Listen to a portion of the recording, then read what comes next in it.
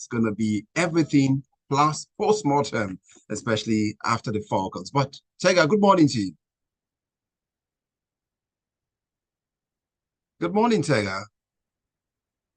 Good morning. Can you hear me now? Yes, better. Yeah, So, yeah. Not just post-mortem. We are oh, also going to be we are okay, good. also going to be previewing what is popularly known as the Carabao Cup because there's some mouth-watering clashes Okay. to be seen. So yes, we are going to be talking about those. Um, but first of all, I want to touch a little bit on the NBA. Okay. That a lot of games happening last night, and one of the biggest stories you would see in the news round was how the San Antonio Spurs came back from Mhm. about a 20-something point deficit to eventually win that game by just a single point. So that was the big talking news overnight. But today we'll be talking about the Super Falcons. We'll also be touching on tennis in Paris Mm, with the men and in Cancun with the women. mm. And then we'll touch on the League Cup before we now talk about how Saudi Arabia have positioned themselves. Okay. Because After Qatar. come 2034, Mm. we may be going there for the World Cup. All right. So before Yeah. we do that, read all the headlines and then we'll take the stories from the top. All right. So, Tega, of course, we need to let them know how they can be part of the locker room. All right, to be part of the conversation this morning inside the locker room would be for you to send us a WhatsApp message to 0809-444-0981 for you to be part of the conversation. Send that WhatsApp message or leave us a message up on our YouTube channel /Smooth 981 FM Lagos. That said, Tega, what's in the bill for us? Let's get All into right. it. So let's get to the headlines and then we'll take the stories. All right. And on the bill this morning, we've got the 2024 Olympic qualifier Super Falcons Wallop Ethiopia 4-0 as Paris Masters Carlos Alcaraz loses to Roman Sofulin as Novak Djokovic returns in doubles. Then would also serve you Pegula upset Sabalenka to reach WTA finals semis, as well as Mercy not thinking about long-term future after claiming 8 Ballon d'Or, as well as Arteta expects beautiful return to West Ham for Arsenal's Rice. All right, then there would also be Newcastle boss Al plays down Manchester United revenge mission.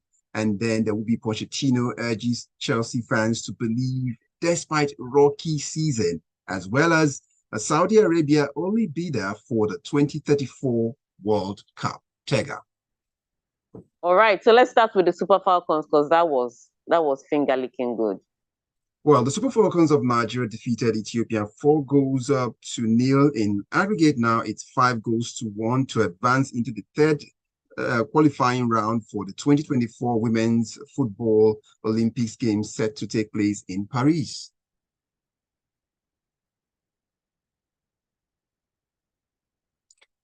Hello, Tega. I was hoping you read more of the story, but let's. Atletico Madrid. No, don't worry. I'll fill in the gaps from there. So, Yeah. huge game. Remember, I said the Super Falcons are without their head coach for personal reasons. So the coachless Super Falcons of Nigeria. Okay, let me not say the coaches because they did have a manager. Um, stepped up against Ethiopia. Remember, the first leg ended in a 1-1 draw in Ethiopia, Yes. and we're talking about the goal that should have stood, but was given as offside, but there was no VAR to correct that. Super Falcons came to Nigeria to finish the job, and boy, did they finish it. It could have been more goals. 4 was a very respectable scoreline for the absolute pounding that the Lucy of Ethiopia got in Abuja, with Ajibade scoring 2 goals, Asisat with 1, also providing 2 goals. Fantastic game all round for the Super Falcons, but that is just the beginning because now that they have knocked out Ethiopia, they go through and they play. You heard it, Yes. Cameroon. Yes, the Super Falcons of Nigeria we'll be facing Cameroon. So it's like it only gets tougher from here out. Now Cameroon had their own have had their own bad season. You know, sometimes they deliver the results, sometimes they don't. But you know how it is when Cameroon faces Nigeria. That's a Yeah. completely different kettle of fish. I remember Nigeria went to Cameroon in AFCON to defeat them on home soil and then win the African Women's Cup of Nations. So every battle between Nigeria and Cameroon takes a completely different turn, and we'll be facing them next in another two-legged tie. And should we come out of that, then we may be facing the winners of South Africa or Tanzania. So 2 more laps to go. And hopefully we'll get to this time. But the Super Falcons played completely differently than the first leg. The first leg, I think every player was just surviving maybe a day or two before, not enough time to train together, not enough time to get a good game plan. And plus, they were playing without a coach, so don't forget that. But yesterday, they looked absolutely amazing because you know they've had time to build up, had time to train, had time to connect. So the match was a bit more fluid. It was a bit more, their passes were a bit more coherent, and that's why you saw the results. So if we make that mistake of getting together very quickly, the same way we did against Ethiopia, it may be a tough one for Cameroon. So many things that the NFF have to do: get the team together in time, hopefully get the coach back together, and let's have a solid game plan so we can go to the Olympics. The other thing I'd like to say though is the viewership of the match. How many of you saw the link to that match? I won't lie. I saw post-match. Some of us watched, in fact, the most competent link was the one of the journalist who went to the stadium and was using his phone to film for us.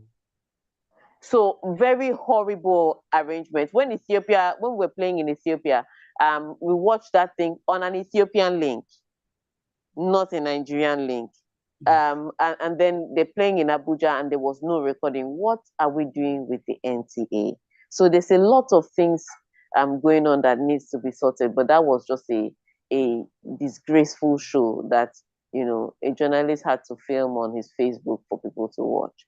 And for what the girls have put in for the nation, honestly, that doesn't speak well. It is just so sad. It's like football is walking backwards in Nigeria when you know it's growing in leaps and bounds all over the world. It's sad. Okay. We just hope they take dressing in the next game against Cameroon, because I know you would not spare them if that happens again.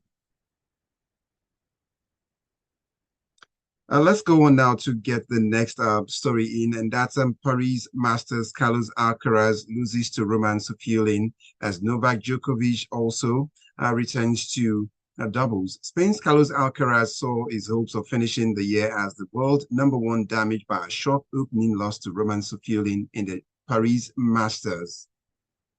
So it was a shocker, and I do remember earlier this season when they were doing all the BTS with some of the tennis players, and they were asking them, who do you think the dark horse will be this year?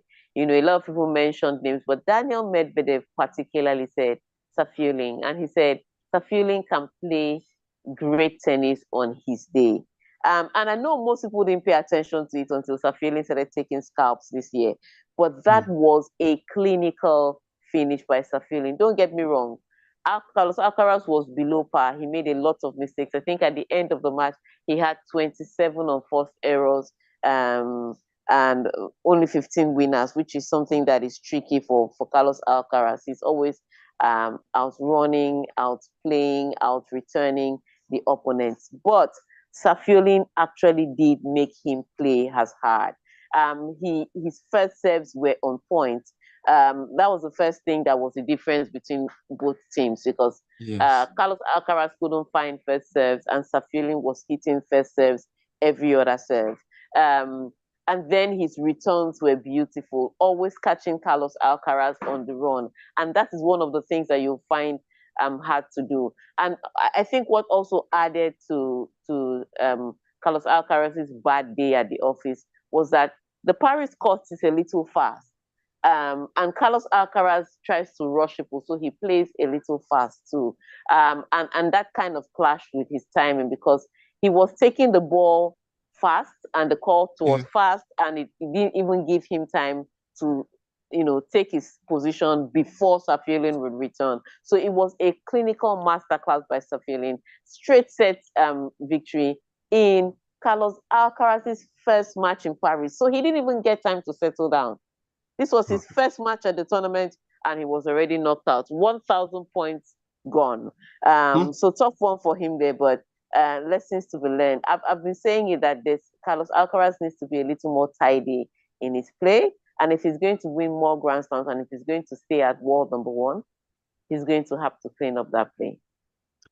But it might look like it's just not only Alcaraz that has got something to do about his ranking. As we go, Pegula upsets Sabalenka to reach WTA final. Jessica Pegula upset Ariana Sabalenka in the straight set at WTA finals in Cancun on Tuesday, punishing an error-strewn performance by the world number one to reach the semifinals of the season-ending tournament for the first time. All right. So, and this is Jessica Pegula. It's almost as if you're a number one ranked player, Jessica is going to beat you. I see that. Because when Swiatek was world number one, she beat her twice. She's like, you're world number one. I will test that your ranking. And so Sabalenka comes into it head-to-head against Sabalenka and Pegula is in favor of Sabalenka, but his last night you wouldn't have noticed. So, Jessica Pegula had all the answers. And yes, Sabalenka made a lot of mistakes, but I think most of her mistakes came from the fact that she was pushed by Jessica. Jessica was returning the ball on the rise, and that's the thing that Jessica does. She rushes your play. I'm not talking about the time in between points. I'm talking about the way she takes your shot. So a lot of people would wait for the ball to come to a comfortable height, and then they will take it on. Pegula takes the ball on the rise. And so it doesn't give you enough time to settle before she gets her shot. And if you're Sabalenka, that plays very big hands, very big shots, very big serves, the ball is coming back to you with before the same you have time speed to rest. Yes. Yeah, exactly. With the same speed that you serve. I see that. And so she's beating you with your own pace. Yes. So it was a frustrating night for Sabalenka, but for Pegula, she's having the time of her life. Now, it doesn't mean that Sabalenka is out of the tournament yet, because she faces Rybakina. And Rybakina defeated Sakkari last night, and so Sakkari is completely out. There's no chance of Sakkari qualifying for the next round. But Rybakina and Sabalenka can qualify if Sabalenka should defeat Rybakina. So Sabalenka is not out yet, but last night she was frustrated to almost the point of tears. It was bad. Tega, but why wouldn't she be out? I mean, why is she still in the tournament? No. It's a round robin. The finals are usually round robin. So you have groups.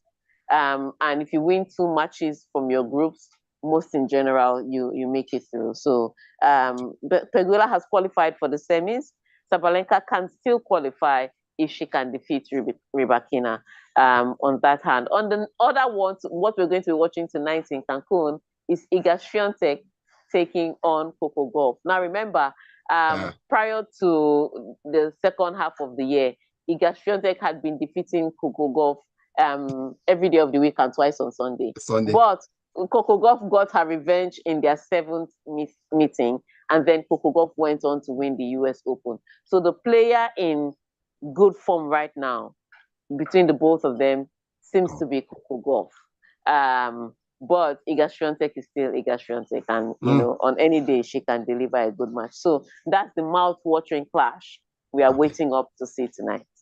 So Tega, we'd like the listener to know, we'll get the messages across on 0809-444-0981 after this. Also go over to our YouTube channel and leave a message there on youtube.com/smooth981fm. After this timeout, Tega Onojiafe is still breaking it down, and we might be heading to some other areas away from tennis, and that will be talking about the man who's got number 10 on his jersey, but he's done something just 2 numbers short of 10. Stay tuned.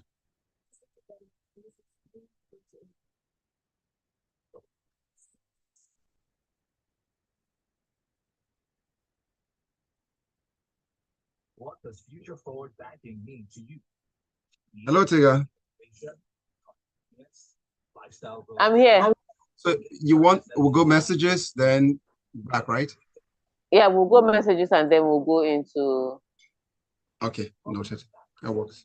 To take care of your dating experiences at Providence Bank, we believe that banking should be all about you and your business and how to get you to the next level. If you do not already have a Providence Bank account, please speak with our business concierge on 0700 77 684 387 or email businessconcierge@providencebank.com to switch to a future forward banking experience. Providence Bank, future forward banking. You will explain, Taya. Take the pressure now when you come to my face. Francesca, it goes down with my disconnect. Better rest, better rest, better rest. Don't try, don't do better rest. Oh, baby, I don't know that number.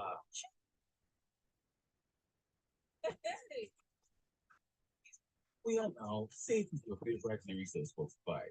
Make your payments contactless with MasterCard. You can tap, scan, or pay by link. No more fumbling through your wallet or queuing for cash. Whether it's for your local market run or a much-needed saloon visit, you can save on time with these easy ways of instant payments. Because it's more than just paying. It's allowing yourself to live every moment to the fullest with ease. MasterCard is widely accepted in Nigeria with contactless payments, the safe and convenient way to pay. Priceless.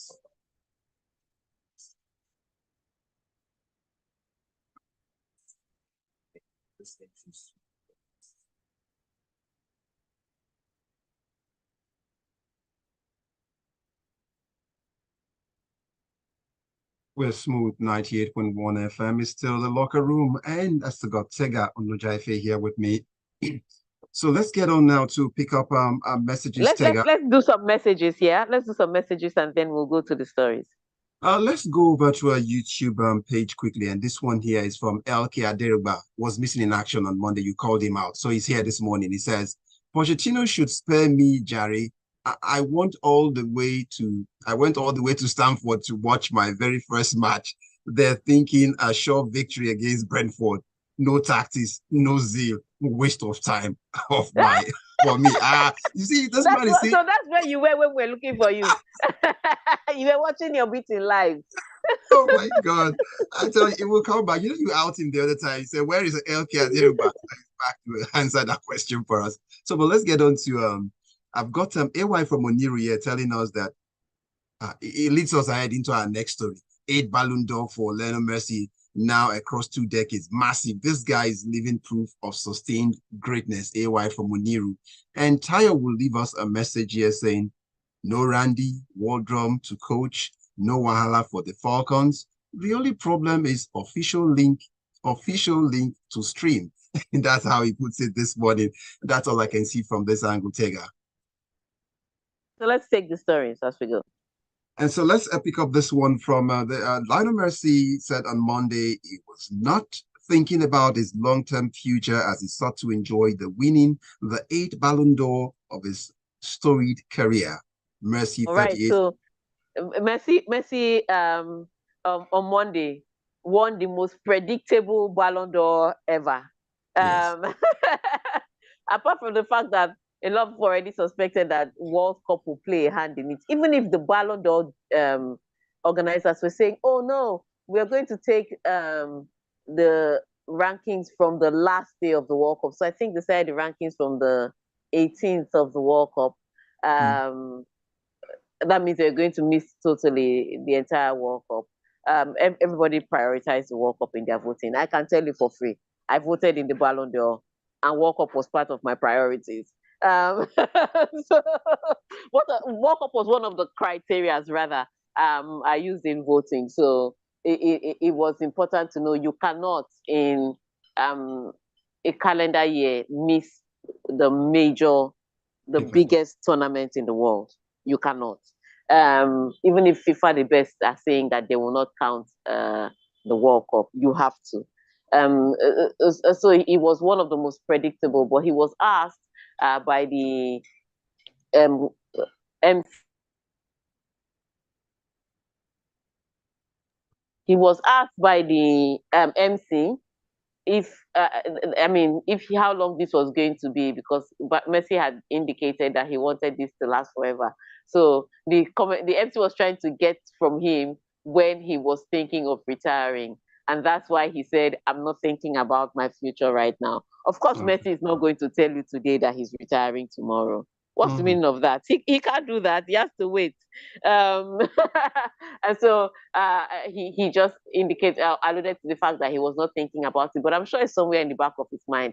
And he's in the right place to retire. He's won his 8th Ballon d'Or. He's won the World Cup that he eventually was looking for, the one that eluded him. He's won Copa America. He can't just, and now he's in America, in Miami, in a place where they don't have to speak English, because I don't understand how this guy has been in America since. He doesn't want to learn how to speak English. But yeah, but he's in Miami, a place he doesn't have to speak English. And when the he gets Hispanic out of community, Miami, yeah, he can move to LA, where he still doesn't have to learn how to speak English. So he's fine. Yeah. Then he can move back home to Argentina, whichever one is suitable to him. But yeah, he's having a time of his life. A lot of people argue about the merits of it, and I'm done arguing about the merits of Lionel Messi winning the Ballon d'Or. In fact, my biggest anger is that Lionel Messi won only 8. With the way he is, yes, he is the greatest footballer. And so he should have won more.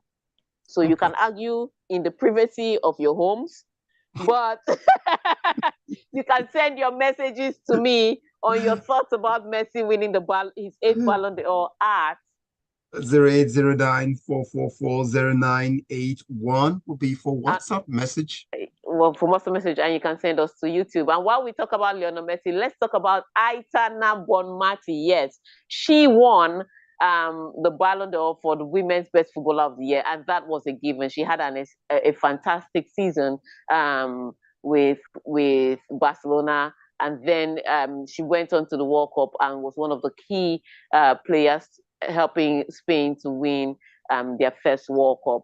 So it was a fantastic year. There was no competition when it came to Aitana Bonmati winning it. Sam Kerr came a little close, but Sam Kerr had a disappointing World Cup. That injury kind of took her out. She came second in the rankings for best female player of the year. Congratulations to both of them. But I think the horrible controversy that came from the Ballon d'Or was Novak Djokovic handing out the women's trophy. What's the connection? I was just like, why? Why is Novak Djokovic handing out? You mean in all of France, you didn't see one woman? Sorry, you could have, if you decided that you wanted it to be a tennis icon, you could have flown Serena in. Why did Novak Djokovic have to be the one handed? Was it a racket door they handed over? I mean, is there a plan to create a racket door? It was rubbish, and then they now started asking him about his career. I'm like, what does Eba have to do with jollof rice? What is happening here? I don't even see this coming. What's the business with Agbero and Overload in the first place? I didn't get it. I think it was ridiculous, and the fact that Novak Djokovic was one of those saying we shouldn't get equal pay for men and women. You see the irony. Very absolute rubbish. But yeah, everything else was good. So let's rush through the next stories because we are almost out of time. Arteta expects a beautiful return to West Ham for Arsenal's Declan Rice. That's what it's saying right here on Wednesday. Right. Yes. So today, in the League Cup, Arsenal is taking on West Ham. Now, on a normal day, Arsenal want to mix and match, but because they are playing an informed team, West Ham can be tricky for any opposition. Yes, there are days that West Ham could lose scandalously, and there are matches that you expect West Ham to turn up for that they lose, like this weekend's match where they lost by 1-0. But West Ham will always be a tricky opponent, and because of Arsenal bought one of their key players from last season, this season it also makes it an interesting story. So it's a tough draw for Arsenal. Like, I'm sure they would have wished to have an opponent who is lower ranked in the English championships, either from the championships or from League One or the first division. But they have been drawn against, London rivals, West Ham. So it's going to be a tough one for Arsenal. But with the form that Arsenal have displayed so far, I think it's something that they can pull through winning this one. And this leads us to Newcastle boss Eddie Howe saying revenge is not on his mind ahead of Wednesday's League Cup trip to Manchester United for a repeat of last season's final.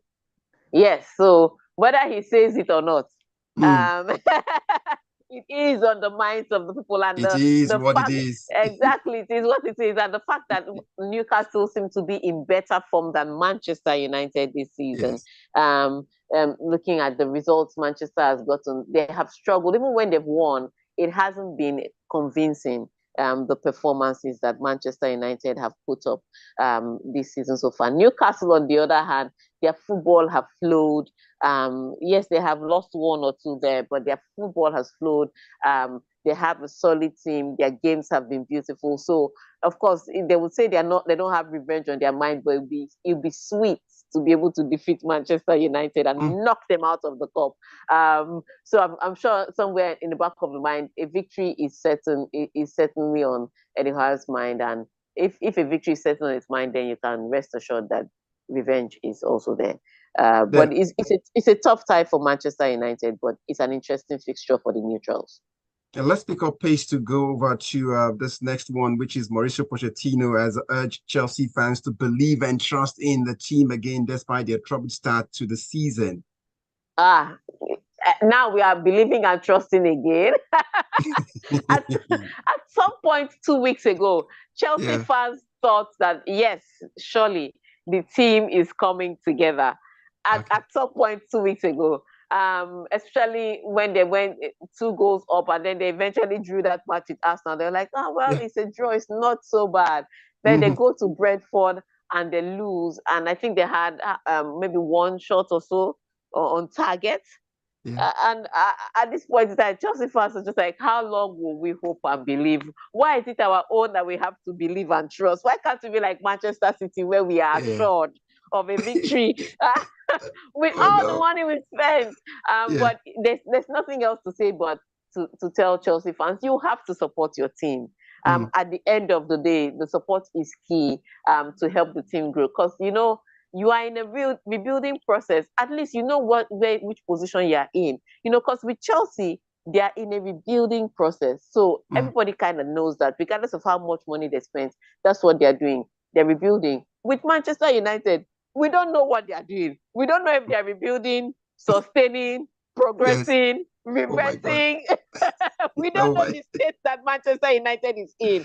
At least Chelsea, you know that you are rebuilding. So that's positive. I just hope this will come as a consolation to the likes of Aderogba. He's still licking his wound about that. But then I know if maybe listening, just take solace in that. Final one for us, Tega, as we leave the locker room this morning. Saudi Arabia, the only bidder for 2034 World Cup. Why? Exactly. It was always going to come. So Saudi Arabia has positioned themselves as a sports destination in the past few years. You can call it sports washing, you can call it whatever it is, but they have been systematically positioning themselves as the go-to place for sports, for the best sports in the world. And so after Qatar was able to get that World Cup right, you knew that Saudi Arabia were licking their lips. Because before Qatar, a lot of people would say, we don't have the weather conditions to play in the summer. But once Qatar was able to host the World Cup, and a whole FIFA moved the Summer World Cup from June to winter, they're like, if they can do it for Qatar, surely they can do it for us. What is good for the goose? What money cannot do at this time, Saudi money cannot do. And they have the money. They've shown that they have the money to back up the plan. So yes, we may be going to Saudi Arabia for 2034, because who has the money to bid against Saudi? Okay, that's like a fine place for us to get in few messages before we lock up the locker room this morning now until Friday. All right. So Emeka Onelum from Amugu comes in. I think FIFA should just rename the Ballon d'Or to Messi Award. The World Cup is a 6-game tournament, comparing it to Haaland that won a treble for a Manchester City side. What about the year before when he won it over Lewandowski? I'm guessing if he wins the playoff for Inter Miami, he will be declared a Ballon d'Or winner again. I think the Ballon d'Or award is gradually losing its relevance. And then I find Tayo here with a message. Okay, so I want to answer that. First of all, FIFA doesn't do the Ballon d'Or. The Ballon d'Or is done by journalists. Okay. FIFA has the FIFA best. That's the first correction I will give you. Second is that Inter Miami hasn't qualified for the playoffs, so that doesn't count. And thirdly is that even if the World Cup is a 7-match tournament, it's even harder. So don't even trip. Next message. And then Messi also won the Ligue 1. People forget that he had a league season before he went to the World Cup. From PSG. Oh, so let's get this one in here for us. Chelsea saying, this one's from Tayo saying, Chelsea saying trust the process is like pushing a file to approval for a government approval in government office. I guess Ronaldo Messi debate has now ended when I saw Ronaldo as 829th on the list. I said, if they print it, it would be run out of paper. And that's what he said. And this one is for your eyes only, Tega. He says, I'm not really a football fan, but I just want to appreciate Tega for the way she analyzes football. She makes it sound so interesting, and I find myself thinking of becoming a football fan. That's someone appreciating you this morning. Hello, Tega. Okay, well, that's all we can take on the show this morning. I was trying to say thank you so much. I don't know why you're not hearing me. Why you can't hear me, rather. Sorry. Okay. On that note, thank you so much for sending your messages. Thank you for listening to us. And thank you for that message to me, even if Omatseye read it out. Thank you for that message to me. On that note, the League Cup will be taking place this Wednesday. So by Friday, there'll be banter. Come ready for Friday and let's have fun. All right. Thank you so much, Omatseye. Take over. Basketball's Friday. Well, that's it now. So do well to stay tuned. We're Smooth 98.1 FM. Good morning.